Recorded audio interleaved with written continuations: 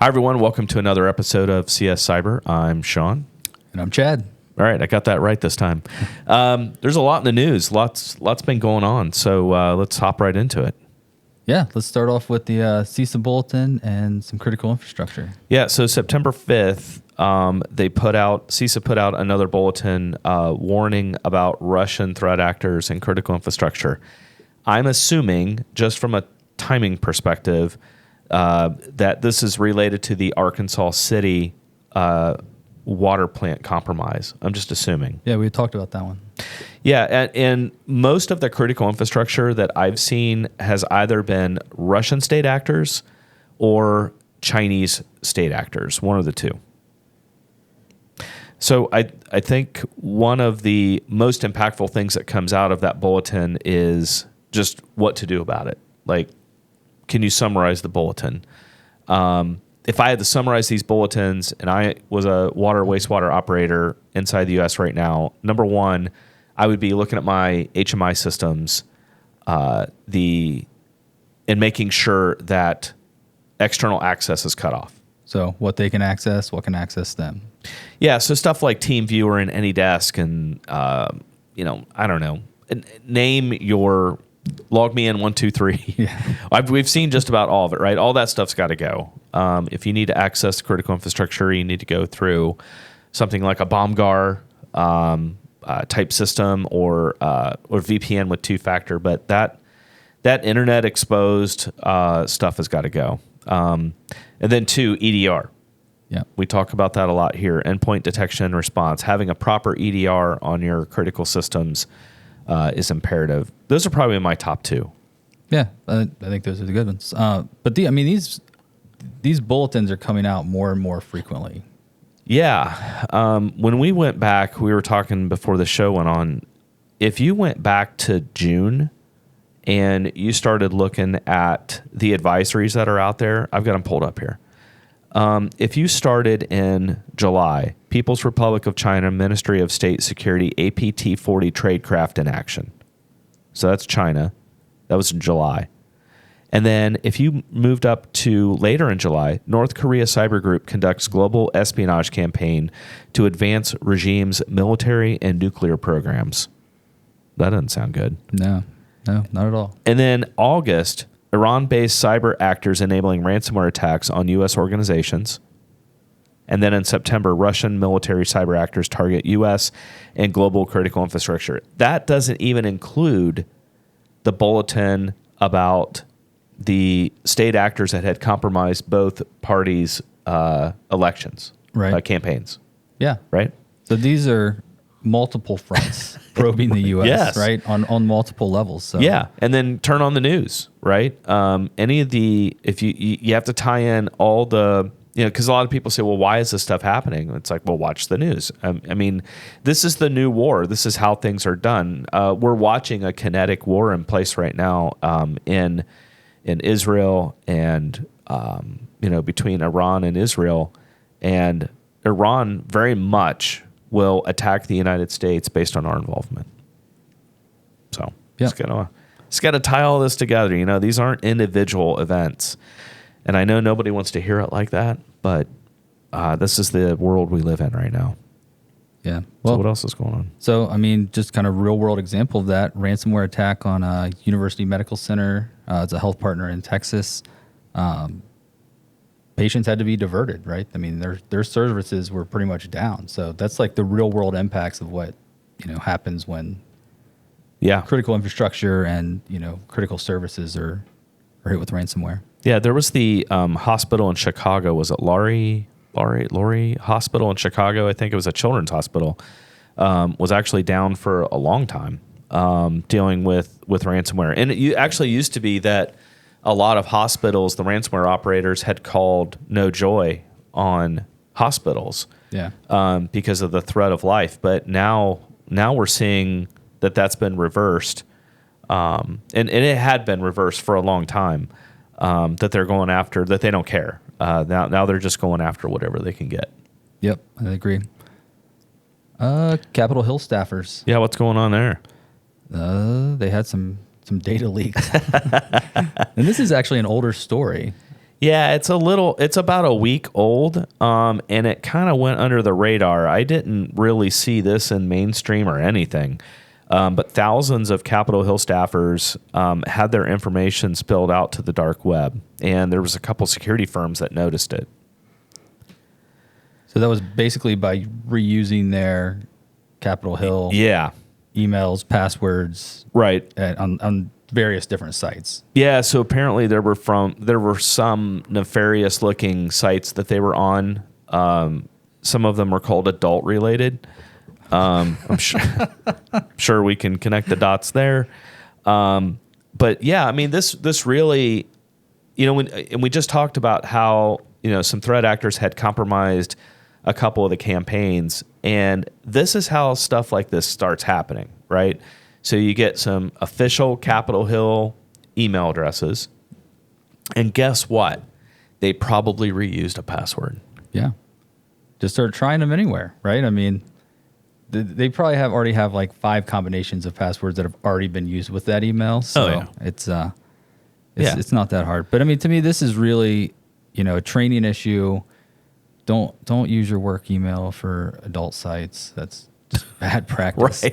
Right. Or for purchasing, like don't use your work email for your Amazon account, you know?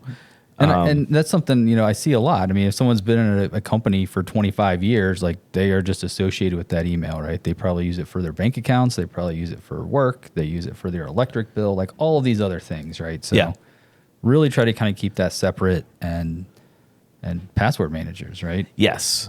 So I was just at a conference fresh back from Florida. I don't look pale. I was in South Florida for a week. And I was talking to a conference of pharmacies, and they really took the message about password managers really well. I had so many people. I had a guy tell me before I even walked out of the room that he had signed up for the password manager. And the one we use is Keeper, right? That's the one I use. I like Keeper. I like that it's not LastPass. I still don't think LastPass has learned their lesson, but that's for everybody to decide on their own. That's just my opinion. But they took it really well, and I think that password managers are the answer. I've seen a lot of technologies, even in some of the stuff in Israel. When we go over there, you weren't with me when we saw some of the password manager stuff or the password list stuff. No. There's been a lot of tech trying to work on passwordless stuff, and it's just not working out the way they want it to.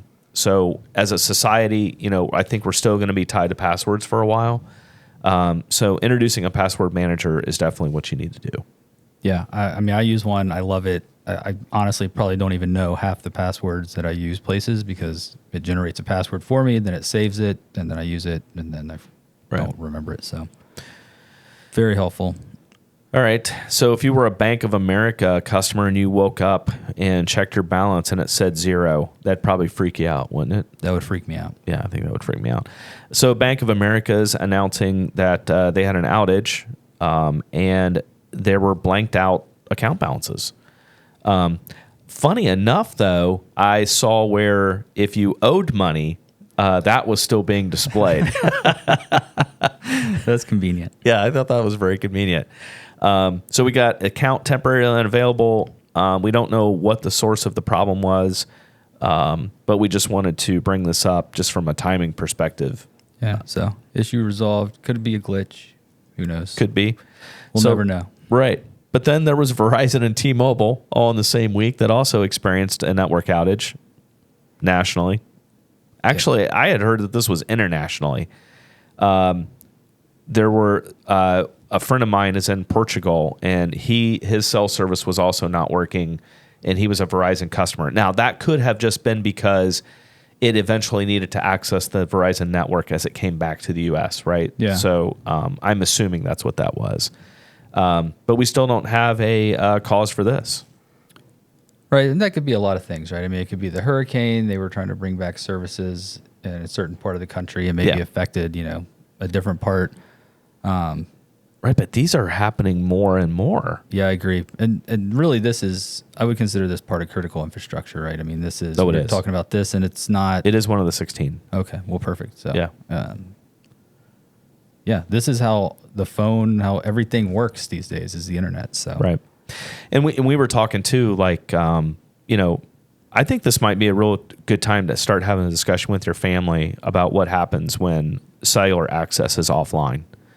How do you reach people? You know, what do you tell your kids? Hey, if cell phone service is down for a long time, how do you establish contact? Yeah, we find a payphone.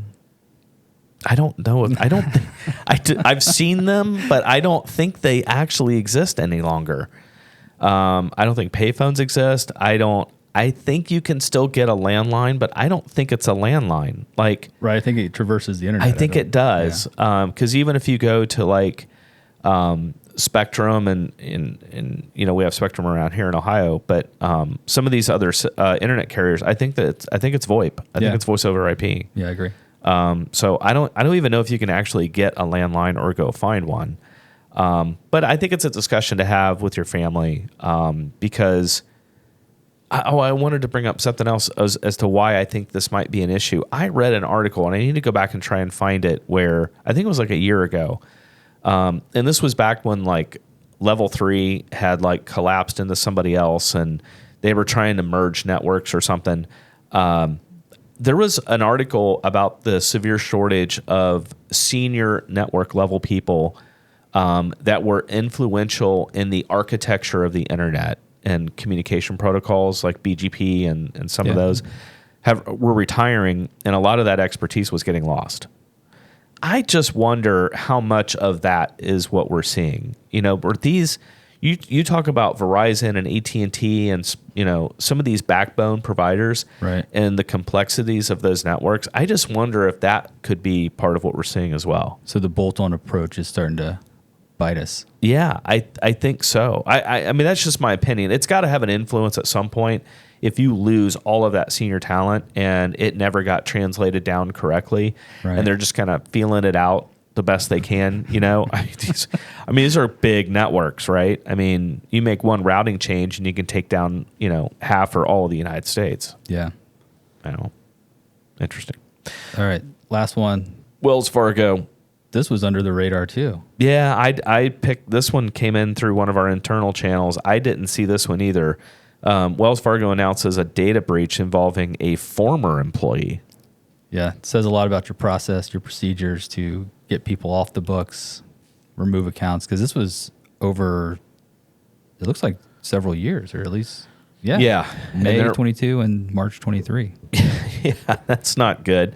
And this person had access to just about everything: names, social security numbers, addresses, date of birth, phone numbers, email addresses, driver's license numbers. And it gets worse: bank account numbers, credit card numbers, brokerage account numbers, loan or line of credit numbers. That's awful. Definitely an admin somewhere. Oh, yeah, for sure. But, you know, we were talking, what do you do when somebody resigns? I mean, somebody hands you your 2 weeks notice. You consult with our customers a lot on this. Right. So, I mean, I think it's really a judgment call, right? I mean, if someone's going to resign under not so great circumstances, then it's probably in the best interest of everybody just to cut that access now. I agree. And then just pay them for 2 weeks, and then it just kind of goes away. It's over, right? But there's certainly certain circumstances where that works out, and there's a graceful transition, and everyone walks away happy. So I think that's really on a case-by-case basis. But, you know, having those procedures in place and knowing what to do, like, hey, this is Sally's last day, and it was great, so we just need to terminate our access, versus this is Sally's last day and we need to do this right now. Yeah, and I'm sure some people are going to, you know, say, well, what's the difference between cutting somebody's, you know, somebody resigns and you just cut them off. Well, they knew before they put in their resignation that they were going to resign, right? So if they were going to harvest any data, or that would have probably all been done by then, right? But I do think it's still a discussion, you know, just procedurally. In my opinion, you would have to have some really specific circumstances developing that would allow that person to stay for 2 weeks. I think just from a being cautious, I agree with you. I think once they put the 2 weeks in, I think that access should be terminated, and maybe they just, you know, you pay them for that 2 weeks and you offboard them. at that point. Yeah. And it really depends on what they have access to, right? I mean, yeah, it sounds like this guy, I say guy, it could have been anyone. This person may have left on good terms, and then maybe he went back a year later after he was wrapped up in something that he shouldn't have been, and just like, wow, I have access. Well, I'd like to poll the audience and say, how many of you have left jobs and then like a year or two later went through your bookmarks, right, only to find a system that you used internally? We've all had this happen, and it still works. You know? Yeah. I'm sure it happens. I'm sure it does. So, all right. Well, that's all we have. That's all we have for this week. So we'll keep parsing through the articles and see what we get next week. All right. All right. Well, until next time. Thanks.